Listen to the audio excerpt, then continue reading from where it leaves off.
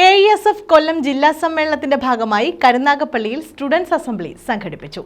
CPI സംസ്ഥാന council അംഗം അജിത് കോളാടി ഉദ്ഘാടനം ചെയ്തു. AESF കൊല്ലം ജില്ലാ സമ്മേളനത്തിന്റെ ഭാഗമായാണ് സ്റ്റുഡൻസ് അസംബ്ലി സംഘടിപ്പിച്ചത്.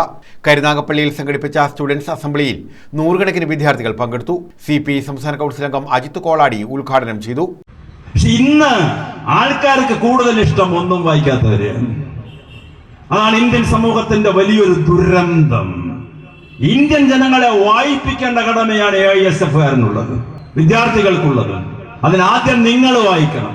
നിങ്ങൾ വായിക്കുമ്പോൾ നിങ്ങൾക്ക് അനീതിയോട് അരിശം തോന്നും. നിങ്ങൾ വായിക്കുമ്പോൾ അധർമ്മത്തിനെതിരായ പോരാട്ടം നടത്താനുള്ള ശക്തി കിട്ടും.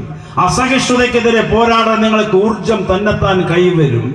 അങ്ങനെ ഞങ്ങൾ വളരണമെന്ന് പറഞ്ഞ ആളാണ് രാഷ്ട്രപിതാവ് ഗാന്ധിയാണെങ്കിലും കാറൽ മാർക്സ് ആണെങ്കിലും ഇന്ത്യയിലെ പഴയ കമ്മ്യൂണിസ്റ്റ് നേതാക്കന്മാരും ദേശീയ പ്രസ്ഥാനത്തിന്റെ നേതാക്കന്മാരുമെല്ലാം അതിവിശാലമായ വിജ്ഞാനത്തിന്റെ ഉടമകളായിരുന്നു.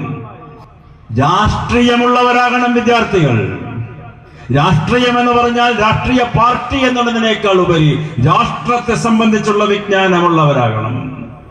ഇന്ന് ജവഹർലാൽ നെഹ്റുവിന്റെ ഒരു ഫോട്ടോ കാണിച്ച് ഇന്ത്യയിലെ ഡിഗ്രി സ്റ്റുഡൻസിനോട് ഇത് ആരാണെന്ന് ചോദിച്ചാൽ ഭൂരിഭാഗത്തിനും അറിയില്ല. രാഷ്ട്രപിതാവ് ആരാന്ന് ചോദിച്ചാൽ അറിയാത്ത ജനസമൂഹം ഇന്ത്യയിൽ അധികരിച്ചുകൊണ്ടിരിക്കുന്നു.